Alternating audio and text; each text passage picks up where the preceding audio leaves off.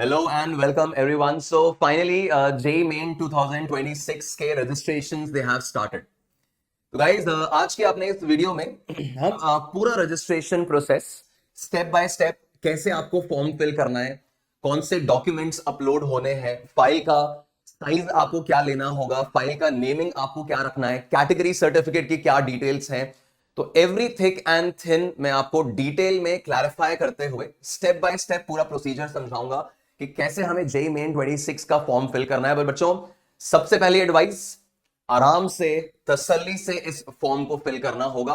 सबसे पहले मतलब पहली बात तो कोई रश करने की आपको रिक्वायरमेंट नहीं है। 31 ऑफ अक्टूबर से लेके 27 ऑफ नवंबर तक का विंडो आपके पास है फॉर्म फिल करने के लिए, तो कोई रश करने की आपको रिक्वायरमेंट नहीं है। तो आप आराम से तसल्ली से सबसे पहले अपने सारे डॉक्यूमेंट्स रेडी करो। तो हमने ऑलरेडी डॉक्यूमेंट्स क्या क्या रिक्वायर्ड है उसका वीडियो पोस्ट किया हुआ है चैनल पे, तो उस वीडियो को आप एक बार रेफर करेंगे। तो आपका 10th का मार्कशीट का पीडीएफ, आपका फोटोग्राफ, आपका सिग्नेचर, अगर पीडब्ल्यूडी कैंडिडेट अगर आप हैं तो उसका आपका सर्टिफिकेट रेडी होना चाहिए। अगर आप एससी एसटी ओबीसी एनसीएल वगैरह में आते हैं तो उसका आपका सर्टिफिकेट का पीडीएफ वगैरह रेडी हो।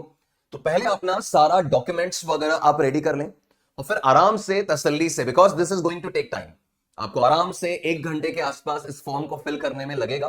तो एक एक स्टेप को आराम से तसल्ली से समझें और फिर उसके बाद प्रॉपर प्रोसीजर के साथ अपना फॉर्म फिलिंग स्टार्ट करें।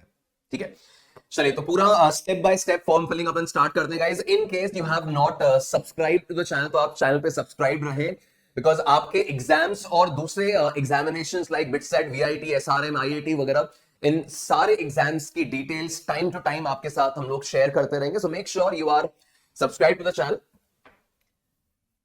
तो देखिए, फॉर्म फिलिंग प्रोसीजर में सबसे पहले ऑफकोर्स आप जेई मेन की जो एनटीए वेबसाइट है उस पर आ जाए। तो दैट jmain.nta.nic.in इस वेबसाइट पे आप आ गए। ऑफकोर्स इस वेबसाइट को ही आप रेफर करते आए होंगे अपने प्रीवियस डिटेल्स के लिए भी।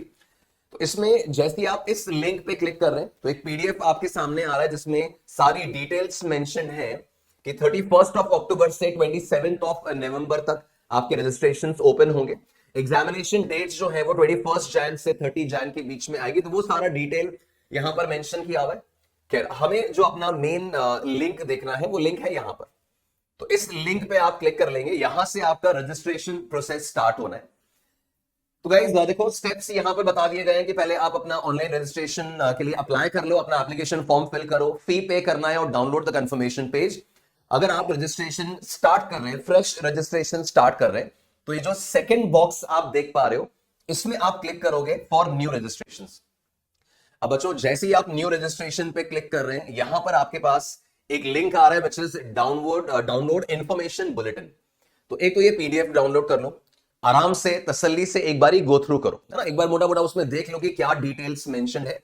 तो आपके एग्जाम की डिटेल्स, टाइमिंग, डेट्स वगैरह, वो सारे जो जनरल डिटेल्स हैं उसमें मेंशन रहेंगे। एक बार इसको गो थ्रू कर लेने का है। फिर इसी पेज पे आप आगे बढ़ोगे तो जनरल कैटेगरी मेल का कितना रजिस्ट्रेशन फी है, फीमेल का कितना रजिस्ट्रेशन फी है, एससी एसटी स्टूडेंट्स के लिए क्या फीस है, तो रजिस्ट्रेशन फीस वगैरह मेंशन है, वो यूजुअल है जो हमेशा रहती है। नाउ अब इसके अंदर गाइस एक चीज, तो जेई मेन सेशन 1 और 2 के रजिस्ट्रेशन ये साथ में नहीं होंगे। जेई मेन सेशन 2 का रजिस्ट्रेशन सेशन 1 एग्जाम आपका हो जाएगा उसके बाद ओपन होगा। तो अभी केवल सेशन 1 के रजिस्ट्रेशन हो रहे हैं। जो जनवरी अटेम्प्ट है उसके रजिस्ट्रेशन से वही सारी डिटेल्स यहां पे मेंशन कर रखी है। अब इसके बाद आपका जो मेन वर्किंग है ना, जो आपको मेन डॉक्यूमेंट्स वगैरह की पहले तैयारी करनी है, तो सबसे पहले तो क्या करोगे गाइज, आप अपना एक ब्लैंक पेज पे, एक लेट्स से व्हाइट पेज पे, व्हाइट शीट पे अपना सिग्नेचर करो, प्रॉपर एक सिग्नेचर आप करो। उस सिग्नेचर का आप फोटो क्लिक करें और जैसे उस सिग्नेचर का फोटो क्लिक कर रहे हो उसके बाद उस फोटोग्राफ को सिग्नेचर डॉट जेपीईजी या जेपीजी एक्सटेंशन से उसको सेव करना है ना, सिग्नेचर डॉट जेपीजी एक्सटेंशन से उसको सेव करना है। तो वो फोन से फोटो क्लिक करने के बाद उसको सेव किया, अपने लैपटॉप में, टैब में, पीसी में, जिसमें से भी तुम फॉर्म भर रहे हो उसमें ट्रांसफर करो उसको। अब क्या रिक्वायर्ड है, देखो जो सिग्नेचर वाला आपका इमेज होगा ना, उसका साइज होना चाहिए 10 केबी से 100 केबी के बीच में।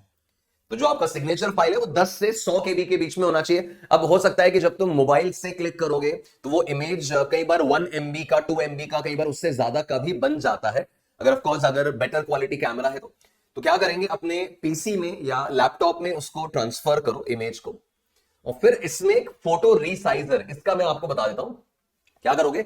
गूगल पे जाएं, गूगल पे जाके लिखें फोटो रीसाइजर 10 to 200 केबी, क्योंकि यही स्पेसिफिकेशन यहां पे अपन को गिवन है। अपन को सिग्नेचर वाली फाइल 10 से 100 केबी में चाहिए, तो आप यहां 10 से 100 केबी मेंशन करोगे। ये गूगल पे आपने मेंशन किया, ये लिंक आपका आ गया।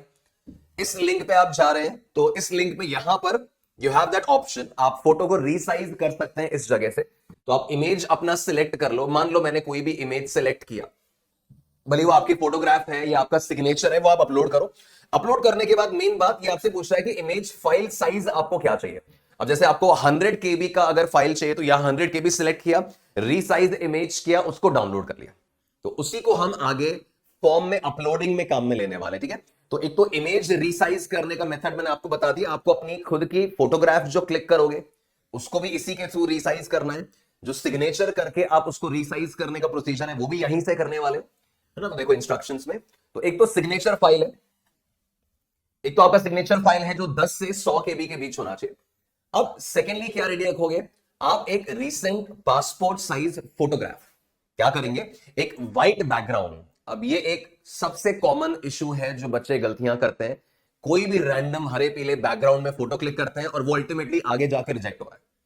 तो गाइस क्या करें, एक white background, plain white background के सामने खड़े हो, अपने फोन से अपना फोटो क्लिक करो, है ना। अपने फ्रेंड को, पेरेंट्स को बोले आपका फोटो क्लिक करें। जब फोटोग्राफ आपका क्लिक होगा तो उस फोटो में, पासपोर्ट साइज फोटो जो आप क्लिक करोगे, फोन से आप क्लिक कर लो, कोई दिक्कत नहीं है, उस फोटो का 80% एरिया आपका फेस होना चाहिए। अब 80% मतलब मैक्सिमम एरिया आपका फेस होना चाहिए। फेस में कोई मास्क वगैरह आपने नहीं पहना हो, ठीक है। ईयर्स आपके विजिबल हो, अगर आप स्पेक्स लगाते हो, चश्मा पहनते हो तो पहन के रखो, कोई दिक्कत नहीं है। पर आईज में आपका कुछ रिफ्लेक्शन, लाइट का कोई रिफ्लेक्शन नहीं आना चाहिए। उन स्पेसिफिकेशंस का अपन ध्यान रखें। तो फोटोग्राफ आप क्लिक करो, आपका मेजॉरिटी पोर्शन जो फोटो में है वो आपका फेस कवर होना चाहिए, ईयर्स विजिबल, स्पेक्स पहन रखें, कोई दिक्कत नहीं है, रिफ्लेक्शन नहीं आए, मास्क नहीं होना चाहिए, व्हाइट बैकग्राउंड होना चाहिए, light background, preferably white background, plain, ठीक है। फिर वो जो फोटोग्राफ आपने खुद का क्लिक किया उसको भी आप मान लो फोटोग्राफ डॉट जेपीईजी या जेपीजी एक्सटेंशन से उसको सेव किया, लैपटॉप में, डेस्कटॉप में अपना ट्रांसफर करो उसको। और देखो क्या कह रहा है, दिस पासपोर्ट साइज फोटोग्राफ, ये 10 से 200 केबी के बीच का, 10 केबी से 200 केबी के बीच का आपका फाइल साइज चाहिए। बड़ा फाइल या 10 केबी से छोटा फाइल एक्सेप्ट नहीं होगा, तो पहले वो तैयार रखो। अगेन यहीं पे जाके आपको रीसाइज करना है, 100 केबी 150 केबी आप कुछ लिखेंगे और उसको रीसाइज करके रेडी रखेंगे। तो आपको एक पासपोर्ट साइज फोटोग्राफ रेडी करना है, सिग्नेचर फाइल आपका तैयार होना चाहिए, है ना, साइन करके प्रॉपर, जो भी आपके स्टैंडर्ड सिग्नेचर है, जो भी लेट्स से आपके आप एग्जामिनेशन टाइम पे अपने एडमिट कार्ड में साइन करने वाले हो, वो मैच करना चाहिए। तो वही साइन आपने रेडी कर लिया। फिर जो क्लास 10th का मार्कशीट है, या तो आपके क्लास 10th का पासिंग सर्टिफिकेट या आपकी क्लास 10th का मार्कशीट, तो मार्कशीट का आप फोटो क्लिक कर ले, मतलब रादर उसको स्कैन करें, फोटो क्लिक नहीं चलेगा। जो आपका क्लास 10th का मार्कशीट है या पासिंग सर्टिफिकेट है, उसका आप एक पीडीएफ बनाइए, ठीक है। या तो अडोब स्कैनर से आप कर सकते हैं, डॉक स्कैनर, बहुत सारी एप्स अवेलेबल हैं।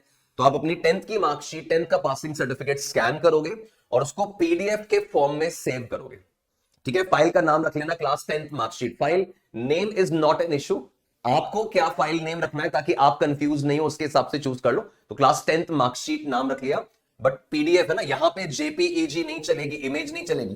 तो क्लास 10th का मार्कशीट या जो सर्टिफिकेट है उसका पीडीएफ बनाओ अडोब स्कैनर या डॉक स्कैनर से। अब वो जो पीडीएफ बनेगी उसका साइज हो सकता है कुछ भी रैंडम, डिपेंडिंग ऑन की क्या क्लैरिटी एंड ऑल है। आपको क्या चाहिए, आपको अगेन इस स्कैन्ड कॉपी का 10th की मार्कशीट का पीडीएफ आपको 50 से 300 केबी में रिड्यूस करना है।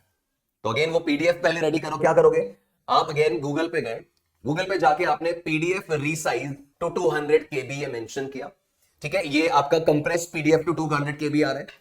इसमें गए, यहां पे जाकर आपने पीडीएफ को सिलेक्ट किया, जो भी आपने क्लास 10th मार्कशीट का पीडीएफ बनाया उसको आप यहां पे पेस्ट कर दो, और इधर पेस्ट करने के बाद अगेन उसको रीसाइज करो, है ना। यहां पे स्पेसिफिकेशन दिया हुआ है कि 300 केबी से अंदर अंदर होना चाहिए, तो 200 केबी 250 केबी वटेवर, उस साइज में उसको रीसाइज करके डाउनलोड कर लो।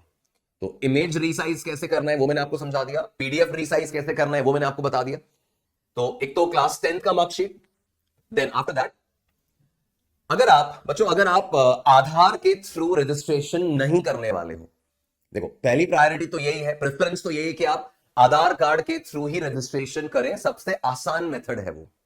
बट इन केस अगर आप आधार के थ्रू रजिस्ट्रेशन नहीं कर रहे हो, मान लो आप आइडेंटिटी प्रूफ के तौर पे आप लेट्स से पासपोर्ट यूज करने वाले हो, है ना, आइडेंटिटी में अगर आप पासपोर्ट यूज करने वाले हो, ड्राइविंग लाइसेंस वगैरह यूज करने वाले हो, तो ऐसे केस में आपको उस दूसरे मेथड जो भी आप यूज कर रहे हो, भले पासपोर्ट है या ड्राइविंग लाइसेंस है, उसका आपको एक स्कैन्ड कॉपी रिक्वायर्ड होगा।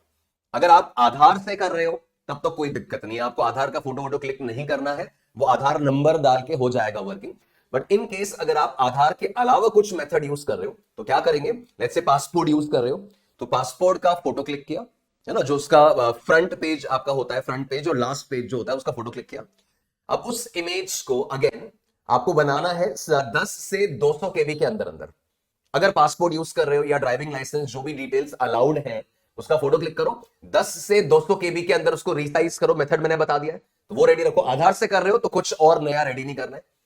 अच्छा, इन केस आपका डिसेबिलिटी सर्टिफिकेट है, पीडब्ल्यूडी कैंडिडेट अगर आप है, तो सर्टिफिकेट का भी आपको स्कैन्ड कॉपी रेडी रखना है, पीडीएफ रेडी रखना है 50 से 300 केबी के बीच का, तो एक पीडीएफ उसका बना लीजिए। अगर आप एससी, एसटी, ओबीसी, एनसीएल या ईडब्ल्यूएस कैटेगरी के हैं तो भी आपको अपने जो सर्टिफिकेट्स हैं उनका पीडीएफ रेडी करना है, उनका पीडीएफ आप बना के रखें। अगेन वही एडोब स्कैनर वगैरह से आप पीडीएफ बना के रखो और 50 से 300 केबी के बीच का वो पीडीएफ आपके पास अवेलेबल हो। ठीक है, तो पहले तो ये डॉक्यूमेंट्स रेडी कर लो। चेकलिस्ट दोबारा बता रहा हूं, एक सिग्नेचर वाला आपको जेपीजी रेडी करना है, आपका passport size photograph, clear photograph white background पे, वो आपको जेपीजी रेडी करना है। अगर आप आधार से रजिस्ट्रेशन नहीं कर रहे हो तो पासपोर्ट या दूसरी जो भी चीज यूज कर रहे हो उसकी जेपीजी रेडी करनी है। अगर पीडब्ल्यूडी कैंडिडेट है तो उसके सर्टिफिकेट का आपको पीडीएफ रेडी करना है और अपना कैटेगरी सर्टिफिकेट तैयार रखना है। ठीक है, तो पहले तो इन सब चीजों को आप रेडी रखें और बच्चों बहुत केयरफुली सारी डिटेल्स भरनी। मैं फिर आपको बोल रहा हूं, ऐसा भी नहीं है कि आपको पूरा एक ही सिटिंग में फॉर्म भरना है, कोई नेसेसरी नहीं है। आप 2-4 अलग अलग डिटेल्स आपने भरी, उसके बाद सेव करके तुम लॉग आउट भी कर सकते हो, कोई प्रॉब्लम नहीं है। जब दोबारा से साइन इन करोगे ना तो जहां तुमने छोड़ा था वहीं से स्टार्ट होगा। अच्छा, इन केस बीच में लैपटॉप बंद हो गया है, लाइट चली गई है, कोई फर्क नहीं पड़ रहा है, आप जहां से छोड़े थे वहीं से आपका रजिस्ट्रेशन प्रोसेस दोबारा स्टार्ट हो जाएगा, पैनिक करने की जरूरत नहीं है। ओके, तो ये डिटेल्स वगैरह मैंने बता दी, फिर मैं एक एक करके आपको आगे वर्किंग समझाता जाऊंगा, है ना, वर्किंग समझाता जाऊंगा। कुछ पासवर्ड कैसे सेट करना है वो सब यहाँ डिटेल लिखा हुआ है, आप एक बार रीड कर लो सारा। और ये रीड करने के बाद इस पे चेक किया and then after that we click here to proceed. तो यहां से अपना वर्किंग स्टार्ट हो जाता है, अपना फॉर्म फिलिंग स्टार्ट हो जाता है। रीडिंग आपने डिटेल्स की कर ली होगी, तो अपना फॉर्म फिलिंग अपन स्टार्ट करें। मैं अपने कॉन्टेक्स्ट में अपना डेटा फिल करके आपको बता रहा हूं, आप ऑफकोर्स आपके कॉन्टेक्स्ट में आपका डेटा प्रॉपर स्पेलिंग्स वगैरह के साथ ढंग से ध्यान रखते हुए भरेंगे। सबसे पहले ये डिटेल ऊपर पढ़ो कि आपको नाम, father's name, mother's name, date of birth सब एज इट इज हूबहू क्लास 10th का जो आपका पासिंग सर्टिफिकेट है या मार्कशीट है। अब आप सीबीएसई बोर्ड से हो, आरबीएसई से हो, यूपी बोर्ड से हो, एनआईओएस से हो, जिस भी बोर्ड से आपने पढ़ाई किया है, आपकी क्लास 10th का पासिंग सर्टिफिकेट आपके पास होगा, आपकी क्लास 10th की मार्कशीट आपके पास अवेलेबल होगी। उस मार्कशीट में से एज इट इज जो भी उसके अंदर आपका नाम, मिडिल नेम, सरनेम वगैरह जो लिखा है ना वो कॉपी मार दो यहां पे। ठीक है, तो मैं अपने कॉन्टेक्स्ट में यहां पे मेंशन करना शुरू करता हूं। तो मैंने अपना नेम फिल कर दिया, प्रतीक जैन मैंने नाम फिल कर दिया। देन फादर्स नेम जो भी आपका क्लास 10th सर्टिफिकेट में लिखा हुआ है वो आप मेंशन कर देंगे। तो लेट्स से ये मैंने फादर्स नेम फिल किया। ठीक है, सिमिलरली मदर्स नेम जो है वो आप इसमें फिल कर दें, तो मदर्स नेम फिल किया। अब इसमें बच्चों ध्यान देंगे, कोई मिस्टर, मिसेस, कोई सैल्यूटेशन नहीं आएगा, है ना। मतलब इन केस मान लो फादर मदर नहीं है तो जिसे अपन usually late and father's name लिखते हैं ना, वो भी नहीं आना है। Just straight away write your father's name, mother's name, कोई सैल्यूटेशन, मिस्टर, मिसेस वगैरह कुछ भी नहीं आना है। ठीक है, देन डेट ऑफ बर्थ। अब डेट ऑफ बर्थ अगेन आपका जो मेंशन्ड है आपके क्लास 10th की मार्कशीट में उसके हिसाब से लिख देंगे। तो मैं ऑफ कोर्स जो एज ग्रुप एलिजिबल है जेई मेन देने के लिए उसके हिसाब से ही मैं डेट चूज कर रहा हूं, मेरा एक्चुअल डेट तो एलिजिबल ही नहीं होगा। और फिर आपने जेंडर अपना चूज कर लिया, है ना, तो ये डिटेल्स आपने यहां पर फिल कर ली। अच्छा, अगर आप लेट्स से 2026 में आप 12th देने वाले हो, या आपने 2025 में 12th दिया था, या आपने 2024 में 12th दिया था, आप अगर 12th अपीयर कर रहे हैं, या आप फर्स्ट ड्रॉपर हैं या आप सेकंड ड्रॉपर हैं, तीनों कैटेगरी के बच्चे जेई मेंस के लिए एलिजिबल हैं। 2026 में जो 12th देंगे वो भी, 25 में जो 12th दिए थे वो भी, और 24 में जो 12th दिए थे वो भी एलिजिबल है। 2023 या उससे पहले 12th बोर्ड देने वाले बच्चे जेई मेन नहीं दे पाएंगे ऑब्वियसली, तो सेकंड ड्रॉपर तक अलाउड है। फिर आप अपना नाम डिटेल्स वगैरह दोबारा भरोगे कंफर्मेशन के लिए, तो ये डिटेल्स हमने भर दी। देन फादर्स नेम वगैरह वो कॉपी कर लिया, बस ये इंश्योर करें कि चीजें सारी आपकी मैच कर जाएं। तो मदर्स नेम यहां पे सेम फिल किया। डेट ऑफ बर्थ पे अपन आए तो डेट ऑफ बर्थ अगेन जो आपने ऊपर फिल किया था वो एज इट इज मैच कर जाए, गलती नहीं करें। एंड जेंडर अपन ने फिल किया, ये डिटेल्स आ गई। ठीक है, तो ये डिटेल्स फिल हुई। अब इसके बाद आपका एड्रेस वगैरह पूछा जा रहा है बच्चों। अब इसमें देखो, द पॉइंट इज एड्रेस जो है, मान लीजिए आप करंटली अपनी कोचिंग के लिए कहीं और किसी शहर में गए हैं, तो जहां आप करंटली रह रहे हो ना, वहां का एड्रेस आप फिल कर लो, कोई दिक्कत नहीं है। फिर आगे एक परमानेंट एड्रेस पूछा जाएगा, तो जो भी आपका परमानेंट निवास स्थान है, जहां पे भी आपका परमानेंट एड्रेस है, जो भी आपका आधार में एड्रेस लिखा हुआ है, जो आपका परमानेंट एड्रेस है, वो वहां फिल कर लेना। अच्छा, जो प्रेजेंट एड्रेस है वही परमानेंट एड्रेस है, तो भी कोई दिक्कत नहीं है। तो करंटली जहां रह रहे हो वो एड्रेस आप फिल करेंगे। तो मान लो मैं अपना डिटेल यहां पे भर लेता हूं।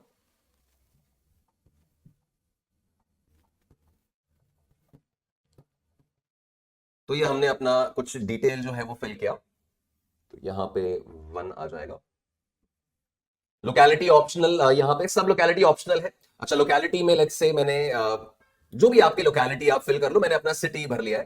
कंट्री में ऑफ कोर्स आप इंडिया चूज कर लिए। स्टेट में लाइक मेरे केस में इट्स राजस्थान, तो मैंने चूज कर लिया। तो जिस भी स्टेट में आप प्रेजेंटली पढ़ रहे हो ना, आप ऑफ कोर्स जहां पे भी कोचिंग कर रहे हो, प्रेजेंटली जहां पे भी रह रहे हो वो एड्रेस आएगा सारा। डिस्ट्रिक्ट मेरे केस में इट्स अजमेर। पिन कोड में डाल रहा हूं तो इट्स 305 लेट्स से 001। ठीक है, राइट। तो ये हमने अपनी जो एड्रेस से रिलेटेड डिटेल्स हैं वो मेंशन कर ली। अब इसके बाद गाइस, इलेक्ट्रॉनिक कम्युनिकेशन एड्रेस। अब इसमें अगेन ध्यान रखें बच्चों, ऐसा ही ईमेल एड्रेस यहां पे डालें जिसका पासवर्ड आपको ध्यान हो, जो ईमेल एड्रेस एक्टिव हो, जिसको आप यूज कर पाए, जहां से आप डिटेल्स निकाल पाए, है ना। ऐसा नहीं कि साहब ईमेल एड्रेस डाल दिया और पासवर्ड याद नहीं है या रिकवरी हो ही नहीं पा रही है। तो एक एक्टिव ईमेल एड्रेस यहां पे डालो, प्रेफरेबली आपका या पेरेंट्स का अपना एक एक्टिव ईमेल एड्रेस आप डाल दीजिए। तो मैंने अपने केस में मेरा ईमेल एड्रेस में डाल रहा हूं। ओटीपी वगैरह जो आगे की डिटेल्स हैं वो सब इसी ईमेल एड्रेस पे मिलने वाली तुमको। तो ईमेल एड्रेस प्रॉपर वेरीफाई कर लेना, या कंफर्मेशन ऑफ ईमेल एड्रेस में भी इसको कॉपी कर लो।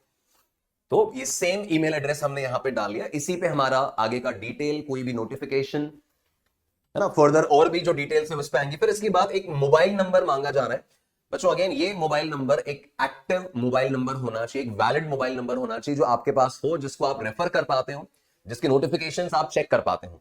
तो इसी पे आगे वेरीफाई ऑफ मोबाइल नंबर वगैरह में ओटीपी इसी पे आने वाले हैं, आपकी डिटेल्स इसी पे आने वाली है, कोई भी अपडेट इसी पे आने वाले हैं। तो एक प्रॉपर एक्टिव मोबाइल नंबर हमने इसमें डाल दिया। ऑल्टरनेट कॉन्टैक्ट नंबर ऑप्शनल है, वो अभी आप नहीं भी डालेंगे तो चलेगा। आगे एक इमरजेंसी कॉन्टैक्ट नंबर पूछा जाएगा, वो डालना होगा, है ना। तो इसको आप छोड़ सकते हो, कोई दिक्कत नहीं है, चाहो तो डालो, अदरवाइज छोड़ दो, कोई दिक्कत नहीं। तो ईमेल एड्रेस और फोन नंबर अपने दोबारा चेक कर लेना। तो मैंने अपने केस में अपना नंबर वगैरह डाल के इसको प्रोसेस किया। अब अगर तुम्हारा परमानेंट एड्रेस, अब ये परमानेंट एड्रेस का मैटर आया, अगर तुम्हारा परमानेंट एड्रेस तुम्हारे प्रेजेंट एड्रेस से मैच करता है, तब तो ये चेकबॉक्स आप क्लिक कर दोगे तो वो सेम एड्रेस कॉपी हो जाएगा। बट अगर परमानेंट एड्रेस अलग है ना, जहां पे भी आपका परमानेंट निवास स्थान है, जो भी आधार में आपका एड्रेस है वो अगर अलग है, तो आप दोबारा से वो सारा एड्रेस, कंट्री, स्टेट, डिस्ट्रिक्ट वगैरह सब फिल करोगे, और सेम है, जो कि let's say most of the cases में अगर होगा, तो मैं यहां पे सेम पे क्लिक कर रहा हूं, तो वो ऑटोमेटिकली मेरा परमानेंट एड्रेस जो है वो फिल हो गया। तुम्हारा अलग है तो तुम वो अलग एड्रेस जो भी होगा उसको फिल कर लोगे, राइट। अब इसके बाद आपको एक पासवर्ड चूज करने को बोला गया है। पासवर्ड में क्या करना है, आपका एक कैपिटल लेटर होना जरूरी है, एक स्पेशल कैरेक्टर जो है वो होना जरूरी है, जो स्टार्टिंग में जो इंस्ट्रक्शंस का पेज था ना उसमें लिखा हुआ है कि आपको एक कैपिटल लेटर होना चाहिए, एक उसके अंदर डिजिट आना चाहिए, एक स्पेशल कैरेक्टर उसके अंदर आना चाहिए। तो मैं अपने केस में लेट्स से अपने केस में मैं कुछ पासवर्ड सेट कर लेता हूं, ठीक है। बस वो स्पेशल कैरेक्टर वगैरह का ध्यान रखना और कोई बात नहीं है। तो स्पेशल कैरेक्टर में लेट्स से अपन कुछ पासवर्ड आप सिलेक्ट कर लीजिए। फर्स्ट अल्फाबेट कैपिटल रख ले, फिर एक एट द रेट आ जाए, और सेम पासवर्ड यहां पे कंफर्म कर दीजिए। तो ये पासवर्ड अपना एक्सेप्ट हो गया। फिर इसके बाद लेट्स से यहां पे एक सिक्योरिटी क्वेश्चन है। ये सिक्योरिटी क्वेश्चन कुछ भी तुम चूज कर लो, बट भाई कोई रेलेवेंट क्वेश्चन चूज करना है, ऐसा नहीं इसका तुम आंसर खुद ही भूल जाओ। तो ऐसा कोई ऑब्वियस क्वेश्चन जो आप नहीं भूले, लाइक मैं फेवरेट कलर चूज कर लिया और मैंने ब्लैक लिख दिया, है ना, जिसका ऑब्वियस आंसर आपके मन में रहे, जिसका ऑब्वियस आंसर आपके मन में रहे कि भाई ये मेरा आंसर मुझे याद रहता है, तो ऐसा सिक्योरिटी क्वेश्चन चूज कर लो। ये सब पासवर्ड कभी भूल जाओ, पासवर्ड रिकवर करने में सब काम आएंगे, तो मेक श्योर इन चीजों का आप केयर कर रहे हो। तो ये सारी डिटेल्स भर के अब यहां पे आप एक कैप्चा डाल दीजिए। तो एक जो भी यहां पे कैप्चा इमेज आ रही है उसमें वो भर दो, और उसके बाद अपना फॉर्म सबमिट कर रहे हैं। तो अब ये आपके पास ओटीपी वगैरह भेजने का प्रोसेस आने वाला है। तो यहां से जैसे अपन देख रहे हैं ना, जो डिटेल्स आपने भरी है वो सारी आ गई। क्या करना, एक एक डिटेल आराम से तसल्ली से दोबारा रीड कर लो भाई। अभी एडिट करने का ऑप्शन मिलेगा, बाद में गलती अंडू नहीं हो पाएगी। तो एक एक डिटेल दोबारा से रीड कर लो कि सब कुछ तुमने सही लिखा है, एक एक स्पेलिंग तुम्हारी सही है, email address, phone number, father's name, date of birth, सब वेरीफाई कर लो। वेरीफाई करने के बाद यहां पर चेकलिस्ट आ रही है कि तुमने सब कुछ चेक कर लिया क्या। तो father's name, mother's name, date of birth check कर लिया है, जेंडर चेक कर लिया है, एड्रेस चेक कर लिया है, मोबाइल नंबर चेक कर लिया है, ईमेल आईडी चेक कर लिया है। तो सारी चीजें आपने चेक कर ली है या नहीं कर ली है, उसका ये चेकलिस्ट आ गया। अगर सब चेक कर लिया है तो यहां पे आई अग्री पे अपन क्लिक कर रहे हैं और फिर सबमिट कर रहे हैं for OTP to verify the mobile number. तो जैसे मैं ये सबमिट कर रहा हूं, ऑफ कोर्स मेरे पास जो मैंने अभी नंबर डाला था उस नंबर पे मेरे पास एक ओटीपी आएगा, उसको मैं यहां पर अब रजिस्ट्रेशन प्रोसेस में यूज में ले लूंगा। तो मेरे पास नंबर जो आ गया है, मैं यहां पे ओटीपी मेंशन कर लूं। तो दिस इज 98834 राइट। तो ये मेरा रजिस्ट्रेशन प्रोसेस जो है उसका फर्स्ट स्टेप फिनिश हुआ है ना। अभी तो फर्स्ट स्टेप फिनिश हुआ है, कहानी दोस्तों शुरू हुई है अभी। ये तो तुमने बेसिक डिटेल भरी है, अभी काफी कुछ इसमें डिटेलिंग बाकी है। मैंने आपको ही बोला इस स्टेप के बाद तुम्हें लगता है कि भाई मेरे को अभी रिलैक्स करना है, तुम लॉग आउट कर दो, तुम्हारा एप्लीकेशन फॉर्म सेव हो चुका है। और फिर जो ये एप्लीकेशन नंबर आया है ना, इस एप्लीकेशन नंबर का जरूर से तुम फोटो क्लिक करके रख लेना, ये बाद में बहुत काम में आता है। तो इसी के थ्रू लॉग इन करना होगा बाद में, तो इसका अपन फोटो क्लिक करके रख लें, इसी के थ्रू अपन कभी भी बाद में लॉग इन करेंगे तो इसके थ्रू करेंगे। तो यहां तक आने के बाद अब अपना कंप्लीट एप्लीकेशन फॉर्म वाली डिटेल में अब आगे बढ़ो। तो जैसे यहां पे आगे बढ़े, अब ये सारी डिटेल्स आपसे पूछने वाला है, पर्सनल डिटेल्स, डिसेबिलिटी डिटेल्स, एक एक करके पूछेगा। तो यहां से आप ये वर्किंग में आ जाएंगे। पर्सनल डिटेल्स भरने के लिए यहां पे क्लिक किया और आगे बढ़े ना। तो जो आपने डिटेल्स भरी थी उसमें से मैक्सिमम तो ये खुद ही यहां पे अपलोड हो जाएंगे। तो ये मेरे नाम और बाकी डिटेल्स तो आ गई।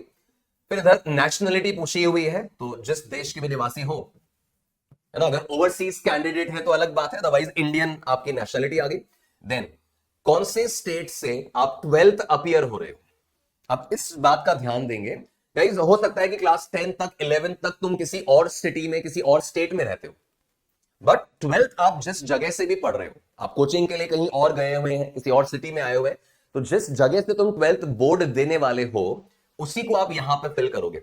The state from where 12th passed और अपीयरिंग, जिस जगह से 12th पास कर रहे हो उस स्टेट का यहां पे आप डिटेल भरे। तो मेरे केस में लेट्स से राजस्थान, ठीक है। कैटेगरी आप फिल कर ले। अब नाउ ये चीज बड़ा ध्यान से समझ लेंगे सब लोग कि जैसी कैटेगरी में आए, अगर आप जनरल कैटेगरी में है तब तो कहानी बहुत स्ट्रेट फॉरवर्ड है ना। जैसे आप जनरल कैटेगरी में आते हो तो उसके बाद सिंपली आप बाकी की डिटेल्स में आ जाओगे, आपसे और कुछ नहीं मांगा जा रहा है।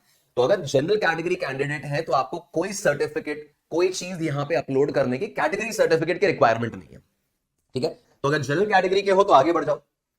इन केस अगर आप जनरल ईडब्ल्यूएस के हैं, इकोनॉमिकली वीकर सेक्शन आप ईडब्ल्यूएस के हैं, तो आपसे कंफर्म कैटेगरी पूछेगा। तो कंफर्म कैटेगरी मैंने किया ये, ठीक है। अब ये पूछ रहा है do you have a valid category certificate issued by N authorised government office. तो आपके पास एक ऑथराइज्ड गवर्नमेंट ऑफिस से मिला हुआ कैटेगरी सर्टिफिकेट है या नहीं है, वो आपको यहां पे बताना है गाइस। इन केस अगर आपके पास एक अपडेटेड रनिंग प्रॉपर सर्टिफिकेट है जो वैलिड है अभी, तब तो ठीक है, आप यहां पे मेंशन कर दो कि भाई है मेरे पास। तो जैसे ही आप यस कर रहे हो ना कि मेरे पास है सर्टिफिकेट, आपसे यहां पे 3 फर्दर डिटेल मांगे जाएंगे। एक तो कैटेगरी सर्टिफिकेट का नंबर क्या है। तो जो भी तुम्हारा कैटेगरी सर्टिफिकेट है, ईडब्ल्यूएस हुआ, एससी, एसटी, ओबीसी, एनसीएल, जिस भी कैटेगरी में आप हो, उसके ऊपर ऑफकोर्स एक कैटेगरी सर्टिफिकेट नंबर लिखा होता है। तो कैटेगरी सर्टिफिकेट नंबर यहां पे डालना है। कैटेगरी सर्टिफिकेट अपलोड करने की जरूरत नहीं पड़ेगी। तो यहां पे सर्टिफिकेट नंबर डालो, फिर वो कैटेगरी सर्टिफिकेट इशू कब हुआ है, वो इशू डेट वो भी आपके सर्टिफिकेट में मेंशन होगी, कब इशू हुआ था और कौन सी अथॉरिटी ने ये इशू किया था। तहसीलदार ने इशू किया है, मजिस्ट्रेट से इशू कराया है, वो लिखा हुआ होता है आपके सर्टिफिकेट पे ही लिखा होता है इशूड बाय या साइंड बाय या अथॉरिटी कौन सी है। तो तीनों चीजें अपने सर्टिफिकेट के ऊपर से कॉपी मारो अगर आपके पास सर्टिफिकेट है तो। इन केस अगर तुम ईडब्ल्यूएस में हो और तुमने अभी तक सर्टिफिकेट बनवाया नहीं है या अप्लाई किया हुआ है और बन के नहीं आया, तो गाइज इमीडिएटली अगर आपके पास सर्टिफिकेट नहीं है तो इमीडिएटली पहले तो ईडब्ल्यूएस सेंट्रल के लिए अप्लाई कीजिए। अप्लाई कर चुके हो बट बन के नहीं आया, कोई चिंता की बात नहीं। क्या करेंगे, जैसे ही आप ये लिखोगे ना that I have applied but awaiting the certificate, यहां पर ये आपसे कैटेगरी सर्टिफिकेट का एप्लीकेशन नंबर मांगेगा। अब आपको सर्टिफिकेट नंबर डालने की जरूरत नहीं है, आपने जैसे अप्लाई किया ना तो आपको एक रिसिप्ट मिलेगी, उस रिसिप्ट पे application number, receipt number, acknowledgement number लिखा होगा ना, वो छाप देना यहां पे। कौन सी तारीख को अप्लाई किया, आप आज अप्लाई कर रहे हो, 10 दिन पहले अप्लाई किया था, 5 दिन बाद अप्लाई कर रहे हो, जिस डेट को अप्लाई कर रहे हो वो यहां पे भरो, वो भी तुम्हारे रिसिप्ट नंबर के ऊपर डेट लिखी होगी। और कौन सी अथॉरिटी में अप्लाई किया है, वही तहसीलदार, मजिस्ट्रेट वगैरह जहां पे भी अप्लाई किया है उसका नाम लिख दो। सर्टिफिकेट डालने की या रिसिप्ट अपलोड करने की चिंता नहीं है, बस ये है कि आप गलत इंफॉर्मेशन नहीं दे, है ना, जिस कैटेगरी में बिलोंग कर रहे हो वो डिटेल्स प्रॉपरली आ जाएं और फिर वो काउंसलिंग के टाइम पे बाद में मैच होती हैं। सिमिलरली अगर आप मान लीजिए ओबीसी एनसीएल कैटेगरी के हो, तो ओबीसी एनसीएल आपने यहां पे चूज किया, ओबीसी एनसीएल सेंट्रल लिस्ट का ही काम आएगा, स्टेट सर्टिफिकेट यूजफुल नहीं है, उससे काम नहीं होगा, है ना। तो ओनली ओबीसीएल है और एनसीएल नहीं है, सीएल कैटेगरी में हो तो आप जनरल ही ट्रीट किए जाएंगे। ओबीसी में भी नॉन क्रीमी लेयर एनसीएल होना चाहिए एंड अलोंग विद दैट वो भी सेंट्रल लिस्ट का, स्टेट लिस्ट काम नहीं आएगा, ठीक है। सेंट्रल लिस्ट, अब आपके पास ऑलरेडी सर्टिफिकेट है, अपडेटेड सर्टिफिकेट है, तब तो ठीक है, यस करके उसकी डिटेल भरो सारी, और नहीं है तो वही नो करोगे।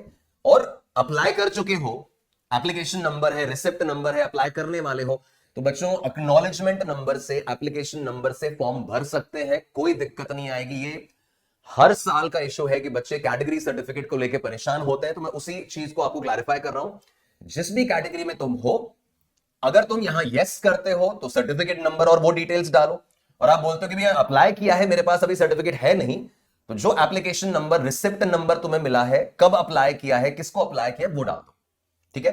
तो उसी प्रकार एससी एसटी सबके अंदर सेम वर्किंग है, सारी कैटेगरीज में सेम वर्किंग है कि आपको अपना सर्टिफिकेट नंबर डालना है या फिर एक्नॉलेजमेंट नंबर, रिसिप्ट नंबर डालना है, ठीक बात। अब इसके बाद अपन देखें, मान लो मैं जनरल कैटेगरी फिल कर रहा हूं, तो जनरल कैटेगरी मैंने फिल किया, कैटेगरी मैंने अपनी यहां पे कंफर्म की, फिर कुछ और डिटेल्स आपसे मांगी जा रही है, उनको आप सही सही फिल कर दें। Are you diabetic, no. Place of residence, आप शहरी क्षेत्र में है या आप ग्रामीण क्षेत्र में है, आप सिटी में है या आप विलेज में है, तो मैं अर्बन यहां पे फिल किया, let's say. Annual family income जो है, जो भी आपकी फैमिली इनकम ब्रैकेट है, जिस भी फैमिली इनकम में आप लाए करते हो, पेरेंट्स से बात करके आप यहां पे फिल कर देंगे, तो लेट्स से ये मैंने फिल कर दिया इस केस में। मोड ऑफ प्रिपरेशन आपका क्या था, आप ट्यूशन जा रहे हो, कोचिंग जा रहे हो, ज्यादा कोई फर्क नहीं पड़ता है कि आप यहां क्या फिल करते हो, जस्ट एक डेटा कलेक्शन है भाई, कोई फर्क नहीं पड़ रहा, कोई वेरीफाई नहीं करने वाला है, तो तुम सेल्फ स्टडी भरो या कोचिंग भरो, फर्क नहीं पड़ता। मान लो मैंने सेल्फ स्टडी भर दिया।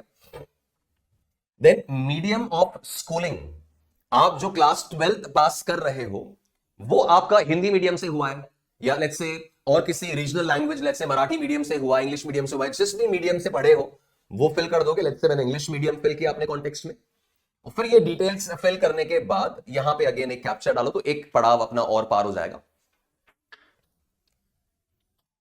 राइट। तो ये अपन सेव कर रहे हैं और सबमिट किया, तो अगला पेज आया। अब इस सिचुएशन में गाइस नेक्स्ट जो आ रहा है वो पूछ रहा है कि आप person with disabilities PWD candidate हैं क्या। तो अगर पीडब्ल्यूडी कैंडिडेट आप नहीं हो, कोई डिसेबिलिटी वाला मैटर नहीं है, तो यहां पे नो कर देंगे। और अगर आप यस करते हो तो वो आपको जो सर्टिफिकेट मैंने बताया था वो आपको अपलोड करना होगा। अगर आप पीडब्ल्यूडी कैंडिडेट है तो आपको अपलोड करना है, अदरवाइज नो किया, नो करके आप यहां पे कैप्चा फिल कर देंगे और इसको सबमिट करके अपन आगे बढ़े। तो नेक्स्ट स्टेप आया। अब नेक्स्ट स्टेप में आइडेंटिटी चूज करना है कि अपन आइडेंटिटी के लिए क्या इस्तेमाल कर रहे हैं। तो गाइज अब देखो क्या क्या ऑप्शंस हैं। एक तो आधार के थ्रू बेस्ट ऑप्शन है, सबसे आसान काम है, तो आधार के थ्रू कर सकते हो, या तुमने डिजी लॉकर अकाउंट अगर बनाया हुआ है, अगर डिजिलॉकर अकाउंट बनाया हुआ है तो ठीक है, अदरवाइज क्या करना, डिजिलॉकर ऐप आप डाउनलोड करो, उस डिजिलॉकर ऐप पे आप अपना आधार नंबर वगैरह डाल के लॉगिन करोगे, वो अकाउंट बन जाएगा। डिजिलॉकर से भी आपकी आइडेंटिटी वेरीफाई हो सकती है। अगर आधार नहीं बना हुआ है या लेट्स से कुछ गड़बड़ी है, नहीं अवेलेबल हो पा रहा है, करेक्शन नहीं हो पा रहा है, कुछ और इशू है, तो पासपोर्ट नंबर जो है ना, इंडिया, अगर आपका इंडिया का पासपोर्ट बना हुआ है, आपका पासपोर्ट बना हुआ है, तो उससे भी तुम रजिस्ट्रेशन कर सकते हो। बट अगर तुम पासपोर्ट से रजिस्ट्रेशन करोगे तो यहां पे तो फिर उनको पासपोर्ट नंबर और आगे जाके उसका जेपीजी भी अपलोड करना पड़ेगा। तो पासपोर्ट से अगर करते हो तो पासपोर्ट की डिटेल डालो, पैन कार्ड तुम्हारा बना हुआ है तो ये पैन कार्ड की डिटेल्स डालनी होंगी। अगर नॉन इंडियन पासपोर्ट है, कोई विदेशी पासपोर्ट से अगर कर रहे हो तो भी ठीक है। पर जैसा मैंने कहा, अगर आप सबसे आसान मेथड देखें तो आधार से। जैसे तुम आधार पे क्लिक कर रहे हो, अब तुम्हें आधार कार्ड अपलोड करने की नीड नहीं है, उसका जेपीजी पीडीएफ कुछ नहीं चाहिए। पासपोर्ट से कर रहे हो तो उसका जेपीजी तैयार रखना, पैन कार्ड से कर रहे हो तो उसका जेपीजी होना चाहिए, डिजी लॉकर से कर रहे हो तो डिजी लॉकर का अकाउंट आपका बना हुआ होना चाहिए, वो आपको लॉगिन करने को बोलेगा। और आधार से कर रहे हो तो देख लो, सिंपल सा काम है, आधार फिल किया, आपका एप्लीकेशन नंबर नाम आ गया, फिर यहां पे आपने कर दिया कि भाई मैं आधार अपना डिटेल शेयर करने के लिए रेडी हूं, तो मैं यहां पे अपना आधार नंबर डाल देता हूं। जैसे ही आप आधार नंबर डालेंगे तो आपकी डिटेल्स वहां से फेच कर ली जाएंगी ना, वहां से आपकी डिटेल्स फेच हो जाएंगी, तो आपका फोटोग्राफ और नाम वगैरह सब वहां से फेच हो जाएगा। तो आपने आधार नंबर यहां पे डाल दिया, फिर आप यहां पे कैप्चा फिल कर देंगे और फिर इसको सबमिट कर रहे हैं। तो जैसे ही आप सबमिट कर रहे हो तो वन टाइम पासवर्ड, जो जो भी नंबर आपका आधार के साथ अटैच्ड है, तो मेरा मोबाइल नंबर मेरे आधार के साथ इंटीग्रेटेड है, तो मुझे अपना ओटीपी जो है, जो भी नंबर आपके आधार में डाला हुआ है ना, उस पे आपका ओटीपी आएगा। तो मेरे केस में मेरे नंबर पे मेरे पास ओटीपी आ गया, तो ये ओटीपी मैं लेट्स से डाल देता हूं। दिस इज तो मैंने ओटीपी डाल दिया, फिर यहां पे आप अपना कैप्चा फिल कर दीजिए। जो मोबाइल नंबर आपका अटैच्ड है आधार के साथ उसी पे आएगा नंबर, जो तुमने नंबर पहले दिया था उस पे नहीं, जो आधार के साथ अटैच्ड है उसी पे वेरिफिकेशन आएगा, आधार वालों की तरफ से आएगा। तो सबमिट ओटीपी कर रहा हूं और ये मेरा फोटो और बाकी डिटेल्स जो है ये आधार में से फेच हुई है। ठीक है, तो ये आधार में से डिटेल्स मेरी आ गई, फोटो वगैरह आ गई। अब इसके बाद जैसे आपका ये सब डिटेल्स बाद में वेरिफिकेशन के लिए काम में ली जाती है, तो ये सब वहीं से फेच हो गई है। अब इसके बाद जैसे ही तुम्हारी आधार की डिटेल्स फोटो वगैरह आ जाएंगे, उसके बाद अगले स्टेप पे आ जाओ, नेक्स्ट किया। अब नेक्स्ट के बाद पूछ रहा है कि अपार आईडी है क्या। अपार आईडी का एज सच कोई खास रोल है नहीं अभी, है ना, मैंडेटरी भी एनटीए ने अभी किया नहीं है, तो अपार आईडी के चक्कर में नहीं पड़े तो ही ठीक है ना। अपार आईडी नहीं है तो नो करके आप आगे बढ़ जाओ, कोई फर्क नहीं पड़ने वाला। ठीक है, आगे बढ़ गए तो अपार आईडी की रिक्वायरमेंट नहीं आने वाली है, तो नहीं है तो बनवाने की कोई जल्दबाजी या कोई कोशिश नहीं करें, रिक्वायर्ड ही नहीं है, ना फॉर्म फिल करने में काम आएगा ना एग्जाम देने में काम आएगा।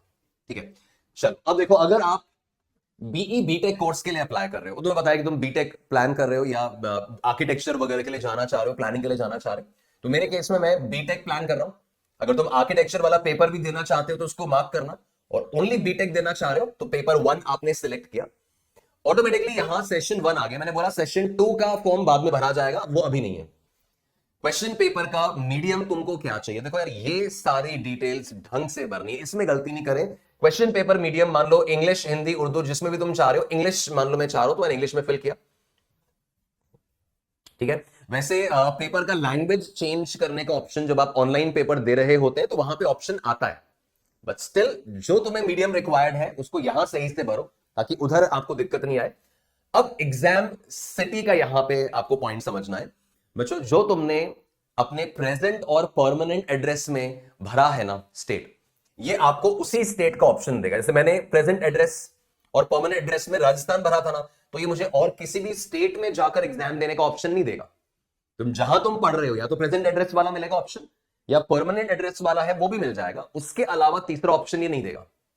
तो मैंने राजस्थान फिल किया था मैंने एड्रेस में, तो राजस्थान आ रहा है। सिटी तुम आराम से चूज करो, 4 अलग अलग ऑप्शंस चूज करने का तुम्हारे पास मौका है।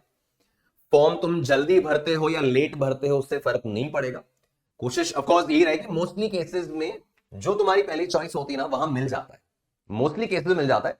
कुछ ही केसेस में इश्यूज आते हैं, वो फिर एड्रेस करने होते हैं। तो मान लो मैंने अपने केस में अपनी सिटीज फिल कर दी, वापस अपना स्टेट फिल किया, सेकंड चॉइस मैंने मान लो कोई और जगह अपना आसपास वाला दे दिया, थर्ड चॉइस मैंने कोई और अपना यहां पे फिल कर दिया, जो भी आपके आसपास है जगह, जो भी आपके आसपास है उसके हिसाब से भर दिया। तो मैंने चार अपनी जो चॉइस लिस्ट है, एग्जाम सिटी आपकी क्या चाहते हो, आप कहां एग्जाम सेंटर आप चाहते हो, वो आपने फिल किया, तो वो मैंने अपने चार प्रायोरिटी ऑप्शंस भर दिए। फिर फादर्स ऑक्यूपेशन, कि गवर्नमेंट जॉब है, इंजीनियरिंग में है, लॉ प्रैक्टिस कर रहे हैं, है ना, बिजनेस है, जो भी है, मान लो बिजनेस के केस में फिर आपने बिजनेस भर दिया। अच्छा, वैसे आप देखें इन सब में से अगर मान लो कोई प्रोफेशन ऐसा है जो इस लिस्ट में नहीं दिख रहा है, तो अदर्स भर के भी काम चल जाएगा, कोई हार्ड एंड फास्ट नहीं, कोई दिक्कत वाला मैटर नहीं है ये। तो प्राइवेट है, बिजनेस है, गवर्नमेंट है, जो भी है यहां भरो।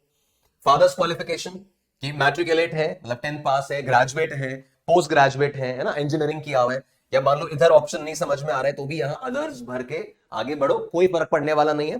बट चलो अपन ने ग्रेजुएट भर दिया। मदर मदर के केस में अगर लेट्स से वही इंजीनियरिंग और वो सब, और साथ में इंक्लूडिंग हाउस वाइफ, तो अगर मदर होम मेकर है, हाउस वाइफ है, वर्किंग नहीं है, जॉब पे नहीं है, तो ऐसे केस में आप ये हाउस वाइफ वाला ऑप्शन भर सकते हैं, और एम्प्लॉयड है तो फिर आप उसके अकॉर्डिंग भरेंगे। फिर यहां पे मदर का क्वालिफिकेशन अपन ने फिल किया, तो लेट्स से ग्रेजुएट यहां पे फिल कर दिया, एंड देन आफ्टर दैट ये डिटेल भरने के बाद आप फिर से कैप्चा डालिए। दिस इज ओके, राइट, और फिर इसको सेव कर रहे हैं, ये पोर्शन अपना सबमिट हो गया। अब बच्चों ये सबमिट होने के बाद तुमसे क्लास 10th और 12th की डिटेल्स मांगी जाएंगी ना, 10th और 12th का जो तुम्हारा डिटेल है वो तुमको भरना है। ध्यान से सुन लेना मेरी बात। अब पास स्टेटस, यहां 10th की डिटेल आ रही है, तो जो तुम्हारे 10th की मार्कशीट में लिखा है, CBSE, RBSE, Bihar board, UP board, जहां के भी हो, तो पास स्टेटस, पास कर गए हो, ये पास आ गया। ऑफ कोर्स 10th पास कर गए हो, 12th का एग्जाम देने वाले हो। ईयर ऑफ पासिंग, अब कौन से ईयर में तुमने 10th पास किया था वो यहां पे आप मेंशन करोगे। जैसे अगर 2026 में आप 12th बोर्ड देने वाले हो, तो आपका 10th ऑफ कोर्स 2024 में हुआ होगा, है ना। 10th में कौन से ईयर में आए थे वो नहीं, 10th कौन से ईयर में पास किया, कौन से साल में 10th का तुम्हारा बोर्ड का रिजल्ट आया, वो भरना है। तो मान लो जैसे अगर मैं 12th अपियरिंग के हिसाब से बता रहा हूं कि अगर कोई बच्चा 2026 में 12th अपियर होने वाला है, बोर्ड में अपियर होने वाला है 12th में, तो 2025 में उसने 11th खत्म की होगी और 2024 में उसका 10th का रिजल्ट आया होगा, तो मैंने 2024 भर दिया। तो जो भी तुम्हारा ईयर ऑफ पासिंग है वो मार्कशीट में लिखा होगा। फिर इसके बाद place of school, qualifying exam की बात हो रही है, qualifying exam is 10th। Place of school, तो अर्बन या रूरल, गांव में या शहर में, तो शहर में अगर है तो अर्बन अपन ने फिल किया, ठीक है। टाइप ऑफ स्कूल आपका क्या है, तो गवर्नमेंट स्कूल था, प्राइवेट था, अनएडेड था, केवी केंद्र विद्यालय था, जेएनवी जवाहर नवोदय विद्यालय था, जो भी आपका केस है। लेट्स से मैंने प्राइवेट अनएडेड भरा, अगर मैं प्राइवेट स्कूल में हूं मान लो। देन क्वालिफाइंग एग्जाम स्टेट, जब 10th में थे, अभी वाला स्टेट नहीं, जब 10th में थे तो 10th के समय कौन से स्टेट में थे, कौन से सिटी में थे, वो डिटेल मांग रही है।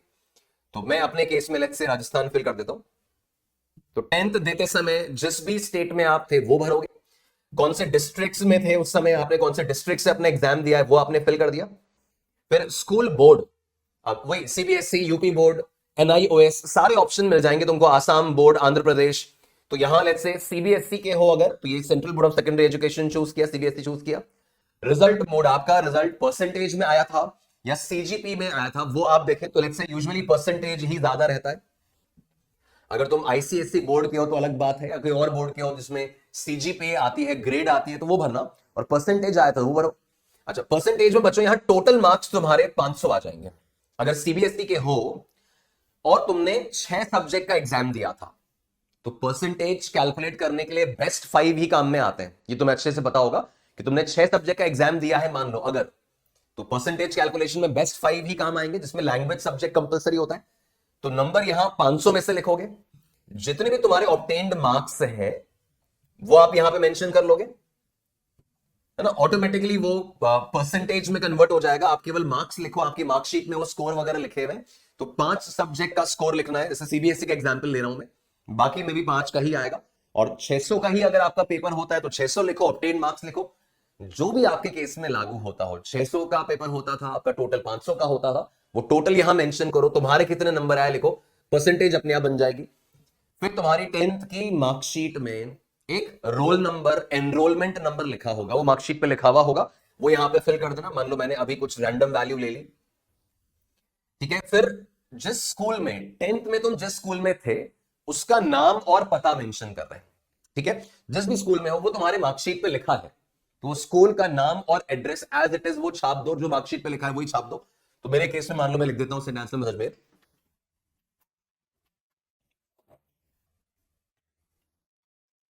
ठीक है। फिर जिस स्कूल में आप टेंथ में पढ़े हैं उसका एड्रेस जो भी है उसका पिन कोड यहां पे भरेंगे। तो मैं अपने केस में पिन कोड, जो भी आप जिस स्कूल में थे उसका पिन कोड भरो। नहीं पता है तो गूगल पे देखो आपके स्कूल एरिया का पिन कोड क्या है, वो आप वहां पे मेंशन कर लो। इसके बाद आती है बात ट्वेल्थ की। नाउ गाइस, ट्वेल्थ के केस में या तो तुम ट्वेल्थ पास्ड हो अगर ड्रॉपर हो तो, और अगर आप फ्रेशर हो तो ट्वेल्थ अपियरिंग हो, ठीक है। तो अगर आप ट्वेल्थ 2026 में देने वाले हो तो आप अपियरिंग फिल करोगे, और अगर आप ऑलरेडी 2025 में या 24 में ट्वेल्थ दे चुके हो, ड्रॉप ले रखा है आपने, तो ऐसे केस में तुम पास्ड चूज कर लो। जैसे तुम पास्ड चूज करोगे तुमसे वो ट्वेल्थ बोर्ड के भी मार्क्स परसेंटेज मांगेगा जैसे टेंथ के मांगे थे। और जैसे तुम अपियरिंग चूज करोगे तो ऑब्वियसली तुम्हारा एग्जाम हुआ ही नहीं है, तो बाकी डिटेल्स लाइक परसेंटेज क्या है, मार्क्स क्या है, वो हट जाएंगे अपने आप। तो मान लो अगर आप ट्वेल्थ इस साल दे रहे हो तो अपियरिंग आपने चूज किया, 2026 अपने आप आ गया। Qualifying exam, now qualifying exam में मोस्ट ऑफ द केसेस में ये 10+2, अगर आप सीबीएसई, आरबीएसई, बिहार बोर्ड, जिस भी बोर्ड से दे रहे हो, आपको क्वालिफाइंग एग्जाम अगर ट्वेल्थ बोर्ड एग्जामिनेशन है तो इसमें ना आपको एक आगे नीचे जाके मिलेगा, the final examination of 10+2 system conducted by any recognized state या central board such as CBSE and others, इसको सिलेक्ट करेंगे।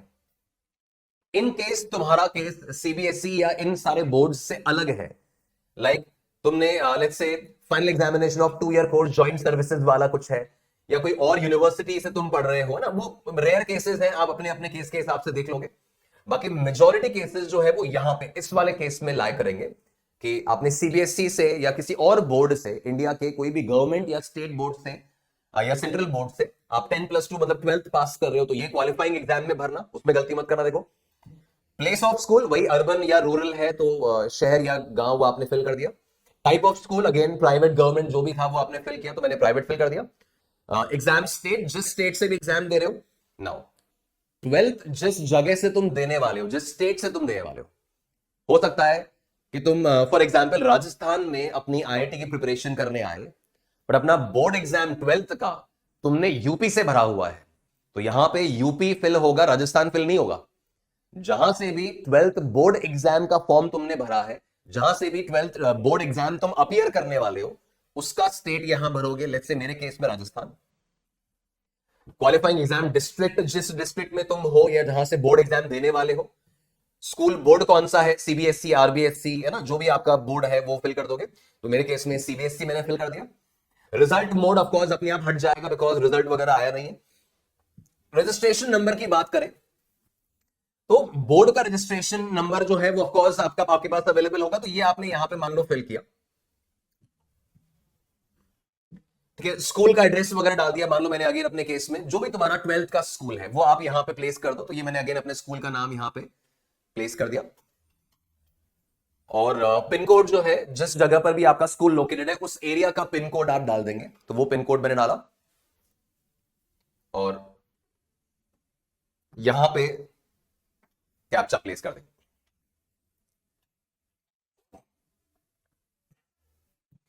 इसको सेव किया, सबमिट किया, तो ये डिटेल हमारी एक और सबमिट हो गई। अब नेक्स्ट पड़ाव जो है, बोर्ड की डिटेल यहां पर हो गई है ना। आराम से, मैं फिर बोल रहा हूं लंबा प्रोसेस है तो तसल्ली से करो। यहां पे आके लॉग आउट करने का मन करता है कर देना, यहां तक सेव हो चुका है आपका, और इसके आगे से कंटिन्यू कर पाओगे तुम, कोई दिक्कत नहीं है। अब इसके बाद यहां पूछ रहा है कि भाई तुम ट्विंस हो क्या, और दोनों अप्लाई कर रहे हो क्या जेई मेंस के लिए। तो अगर ट्विंस वाला स्थिति है तो ठीक है, अदरवाइज नो करोगे तो ये matter close. Place of birth, जहां भी आपका जन्म स्थान है, जहां का भी आपका बर्थ सर्टिफिकेट बना हुआ है वो आप लेंगे। तो इंडिया यहां पे प्लेस किया। स्टेट, जिस स्टेट में भी आपका बर्थ हुआ है वो आप प्लेस कर दीजिए। जिस डिस्ट्रिक्ट में भी आपका बर्थ हुआ है वो आपने लिखा। तो बर्थ कंट्री, बर्थ डिस्ट्रिक्ट और बर्थ सिटी वो आप यहां पे मेंशन कर रहे हो, और वो डिटेल भरने के बाद फिर से कैप्चर डाल देंगे 1U1, और इसको सेव किया, आगे बढ़े। ओके, R19534, राइट, तो ये अपना जो प्लेस ऑफ बर्थ वगैरह से रिलेटेड डिटेल थी वो फिनिश हुई। अब नेक्स्ट आ रहा है कंट्री कोड। अब यहां आपको बच्चों इमरजेंसी कॉन्टैक्ट डिटेल डालनी है, ये भी बहुत इंपॉर्टेंट है। एक वैलिड फोन नंबर और एक वैलिड ईमेल आईडी होनी चाहिए इस पर। अभी रजिस्ट्रेशन करते समय ही एक ओटीपी आएगा, तो वो ईमेल आईडी एक्सेसिबल होना चाहिए, फोन आपके पास होना चाहिए। तो यहां आप अपने पेरेंट्स का नंबर डाल दीजिए। पिछले में आपने आपका खुद का नंबर डाला है मान लो फॉर एग्जांपल, तो यहां आप अपने पेरेंट्स का नंबर डालो। अब एक ऑल्टरनेट कॉन्टैक्ट नंबर है, इमरजेंसी केसेस में आपसे कॉन्टैक्ट करने के लिए एक नंबर रिक्वायर्ड होगा। तो कंट्री कोड इंडिया आपने चूज किया तो ये +91 अपने आप आ जाएगा। फिर मोबाइल नंबर एक ऑल्टरनेट नंबर डालो, दूसरा नंबर डालो जो आपके पास एक्सेसिबल हो, पेरेंट का नंबर।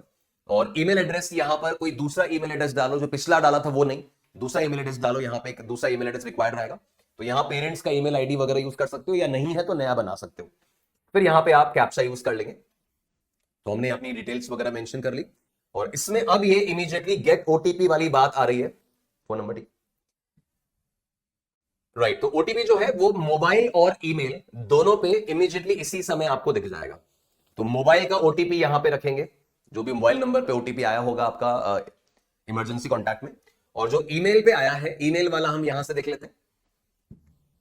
तो हमारे पास ईमेल पे 957419, तो 957419 ये ओटीपी डाला और वेरीफाई करके आगे बढ़े। अब यहां पे देखो इसके आगे एक इंपॉर्टेंट स्टेप है।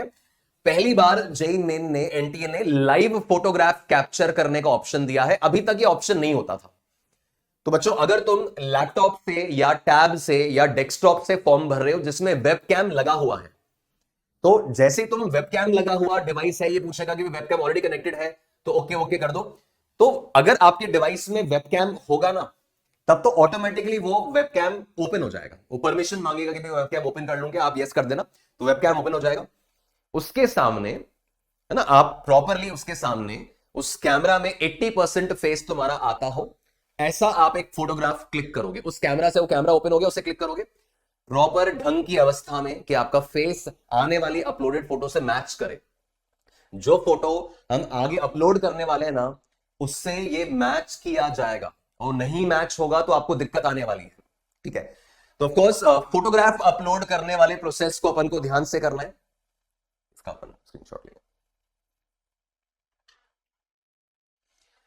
राइट, तो ये फोटोग्राफ अपलोड करने वाला प्रोसेस जो है इसको केयरफुली अपन करेंगे। तो मान लो अगर वेबकैम तुम्हारे पास है, तब तो वेबकैम ओपन हो गया होगा, ऑन हो गया होगा। उससे प्रॉपरली सामने बैठ के सीधे पोस्चर में बैठ के, बैकग्राउंड वगैरह तो खैर प्लेन बैकग्राउंड होना चाहिए, जहां भी आप रूम में बैठे तो प्लेन बैकग्राउंड होना चाहिए, उसमें बैठ के अपना फोटो क्लिक कर लो, और बिल्कुल स्ट्रेट पोस्चर, स्पेक्स पहनते हो स्पेक्स पहन लो, ईयर्स विजिबल होने चाहिए, बाल बाल बने हो, ढंग से फोटो क्लिक कर लो। तो जैसे ही फोटो क्लिक करोगे ना, इमीडिएटली वो यहां लाइव कैमरा खुलेगा तुम्हारा, और वो लाइव कैमरा में फोटो क्लिक करते हुए फोटो यहां आ जाएगी।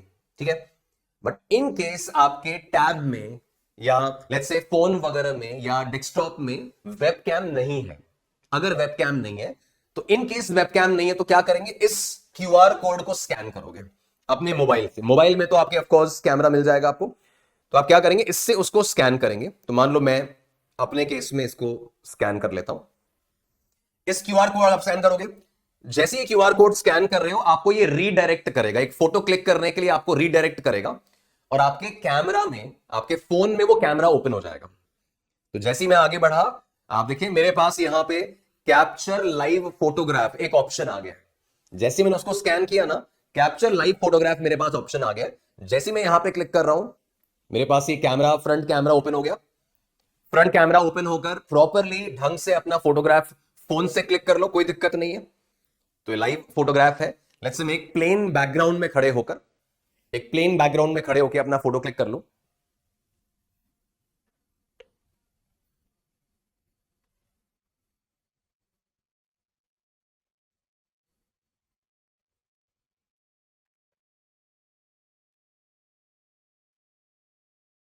राइट, तो जैसे आपने मान लो जैसे आप यहां पे अपलोड करोगे, कैप्चर करने के बाद अपलोड करोगे, उसके बाद क्या करना, रिफ्रेश कैप्चर्ड फोटो। तो जैसे आप रिफ्रेश करोगे तो यहां पे वो कैप्चर्ड फोटो आ गई, और फिर सेव एंड नेक्स्ट। तो यहां पे आपको कुछ फाइल्स चूज करने का ऑप्शन आएगा। ठीक है, यहां पे वो फाइल चूज करने का ऑप्शन आएगा। ये मेरा फोटो जो है वो वहां पे अपलोड हो गया, सेव हो गया। नाउ इन केस बच्चों आपका फोटो जो आपने अभी कैप्चर किया है, वो फोटो अगर आपकी आधार से मैच नहीं होता, अगर फोटो आधार से मैच नहीं होता तो यहां पर एक इश्यू आपको आता हुआ दिखेगा, मैं अभी आपको बताऊंगा डिटेल में। तो इसे यहां पे अगर आप फोटो यहां पे चूज करनी है, अब फोटो के लिए मैंने बोला था एक जेपीजी आप रेडी रखोगे, तो 10 से लेकर 200 केबी के बीच का जेपीजी फाइल, जो फोटोग्राफ आपने क्लिक किया था ना, वो फोटोग्राफ आपको यहां पे अपलोड करनी है। जो फाइल सेव की थी अपन ने, शुरुआत में बताया था मैंने, वो आप यहां पे अपलोड करोगे। तो यहां पे मैं फाइल चूज कर लेता हूं। इन केस वो फाइल मेरी अभी की फोटोग्राफ से मैच नहीं करेगा तो यहां पे वो एरर शो होगा। इसे मान लो मैं कोई रैंडम फोटो यहां पे सिलेक्ट कर लेता हूं, ठीक है, तो ये इस तरह का कुछ नोटिफिकेशन जो है वो खुलेगा। और मान लो ये मेरा फोटोग्राफ चूज किया, ठीक है, जैसे ही फोटोग्राफ चूज किया मैं इसमें अपलोड ओरिजिनल, क्योंकि मैं ऑलरेडी इसको प्रॉपर साइज में किया हूं, यहां पे पहले से प्रॉपर साइज में है, तो अपलोड ओरिजिनल, तो यहां पर ही मेरा फोटो अपलोड हो गया। अब ये फोटोग्राफ अगर मैच नहीं किया मेरे अभी लाइव फोटोग्राफ से, इसका स्क्रीनशॉट लेंगे। तो ये वाला फोटोग्राफ जो है, जो मैंने अभी अपलोड किया है, ये मेरे उस लाइव फोटोग्राफ से मिसमैच हुआ।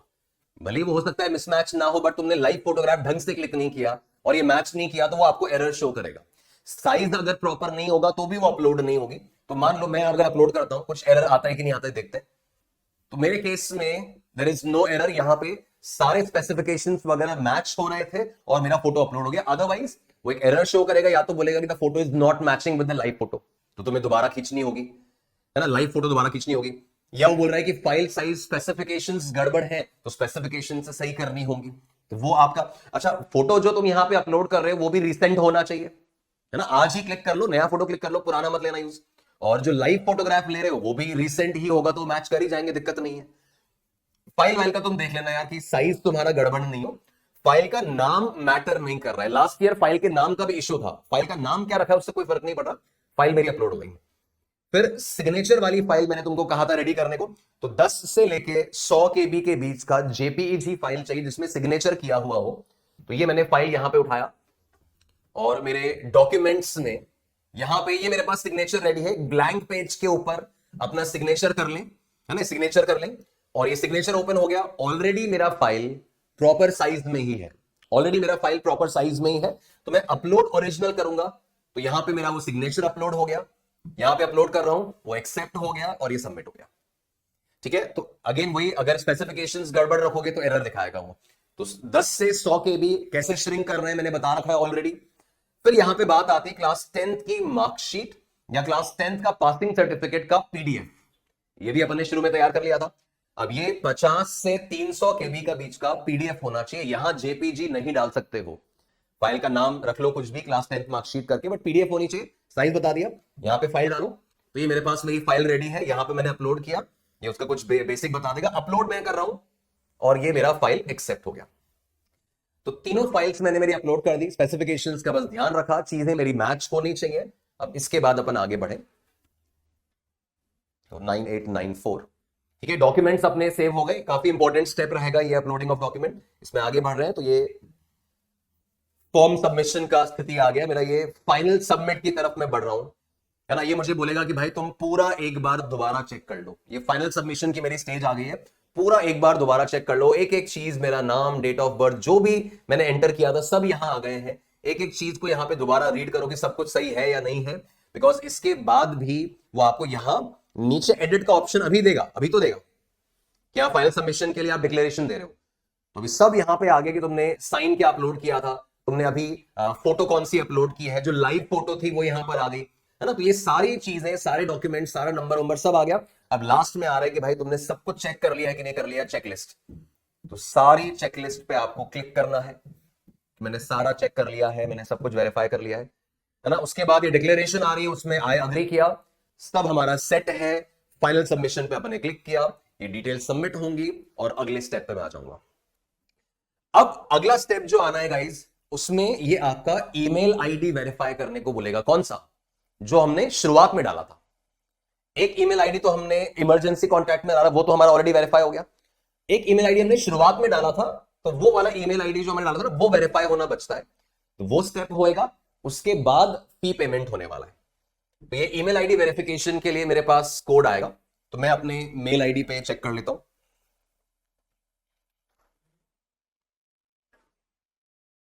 ओके, तो ये अपन ने फिल किया और सबमिट एंड गेट ओटीपी। तो पहले कैप्चा भर दिया और यहां पर मुझे ओटीपी डालना होगा। तो मेरे पास अब मेरे पर्सनल मेल आईडी मान लो जो भी मैंने इसमें डाला है उस पे आएगा। तो ये मैं अगर शो कर रहा हूं, दिस इज 254142, वेरीफाई कर देते हैं। ये वेरीफाई हो गया। तो ईमेल आईडी वेरिफिकेशन मेरा सक्सेसफुल हुआ। जो मैंने शुरुआत में ईमेल आईडी था वो। अब ये अगला स्टेज जो आ रहा है वो एग्जामिनेशन फी भरने का आ रहा है। तो ऑब्वियसली खैर ये स्टेप तो मैं पूरा नहीं कर सकता हूं, बट ये जैसे आप ऑनलाइन पेमेंट पे जा रहे हो तो आपको अच्छे खासे ऑप्शंस, क्रेडिट कार्ड का ऑप्शन, डेबिट कार्ड का ऑप्शन, ऑनलाइन नेट बैंकिंग से भर सकते हो, सबसे बढ़िया यूपीआई क्यूआर कोड से भी भर सकते हो, कोई दिक्कत नहीं है। तो जैसे ही प्रोसीड पर पेमेंट कर रहा हूं, यहां पे मुझे ये डिटेल्स मेरी आ गई। अब देखो पेमेंट प्रोवाइडर आपका कौन सा आप चूज करना चाह रहे हो, कोई सा भी ले लो। जैसे बिल डेस्क आप ले लीजिए, यूजुअली यूज होता है, तो एचडीएफसी ले लो, कोई सा भी ले लो। अब आपको यूपीआई से करना है, किससे करना है, कोई सा भी एक पेमेंट मोड आप चूज करो। कौन सा पेमेंट मोड चूज कर रहे हो उसमें ये नहीं देखना होता कि तुम्हारा अकाउंट किसमें है। कोई भी मोड ऑफ पेमेंट आप ले रहे हो, कोई भी एक सर्विस प्रोवाइडर यूज कर रहे हो, कोई सा भी आप ले लो भले। तो मान लो मैंने बिल डेस्क लिया। जैसे मैं आगे आ रहा हूं तो मेरे पास यहाँ पे ये UPI, QR code, net banking, credit card, debit card जो भी है, सबसे आसान तरीका अपन ये क्यूआर कोड से कर ले। क्यूआर कोड आप सिलेक्ट करोगे, आप पेमेंट फिनिश करें। पेमेंट फिनिश करते ही जैसे तुम्हारा वो सेव होगा, एक कंफर्मेशन पेज खुलने वाला है बच्चों। उस कंफर्मेशन पेज को डाउनलोड कर लेंगे, है ना। उस कंफर्मेशन पेज को आप डाउनलोड कर लेंगे, उसका पीडीएफ अपने पास रखो, प्रिंट के फॉर्म में भी रख लो, अपने मेल पे भी रख लो, अपने फोन में भी रख लो, पर वो कंफर्मेशन पेज आपके पास होना चाहिए। उसी में आपकी सारी डिटेल्स अवेलेबल होंगी, उसी को आप आगे यूज करोगे। तो जैसे ही फिनिश करोगे, कंफर्मेशन पेज आएगा, उसको डाउनलोड करके सेव कर लेना, आपका JEE main application process finish हो जाएगा। बट स्टिल बच्चों, इन केस आपकी कोई भी क्वेरीज और रह जाती हैं, फॉर्म से रिलेटेड, कैटेगरी सर्टिफिकेट से रिलेटेड, है ना, आधार से रिलेटेड कोई इश्यूज है, अपडेशन से रिलेटेड कोई इश्यूज है, फी पेमेंट में अगर आपको दिक्कत आ रही है, तो आप इस व्हाट्सएप नंबर पे मुझको कांटेक्ट करें, या फिर इस वीडियो के कमेंट सेक्शन में आप अपने जो क्वेरीज हैं, जो डाउट्स हैं, जो इश्यूज हैं, उनको सेंड करें। I will try to answer all your queries either on this number or in your comment box. बस ध्यान रहे बच्चों, गलती नहीं करें। 2 दिन, 3 दिन, 5 दिन बाद फॉर्म भर लेना, बट करेक्शन बाद में नहीं करना पड़े, कुछ एरर्स रह जाएं, उसके कारण कैंसिलेशन ऑफ कैंडिडेचर हो जाए, वो सब चीजों में नहीं फंसना है, ठीक है। और भी आगे जब कॉलेज काउंसलिंग वगैरह का टाइम आएगा, जब जोसा चॉइस फिलिंग की बात आएगी, MHT, CET, West Bengal, JEE, कॉमेट के, इनके counselling, choice filling, college related every thick and thin के लिए you can join this WhatsApp channel. आप इस व्हाट्सएप नंबर पे ज्वाइन हो जाए और सारी डिटेल्स अकॉर्डिंगली आपके पास अवेलेबल रहेंगी, right. So hopefully guys this video might help you in filling your form.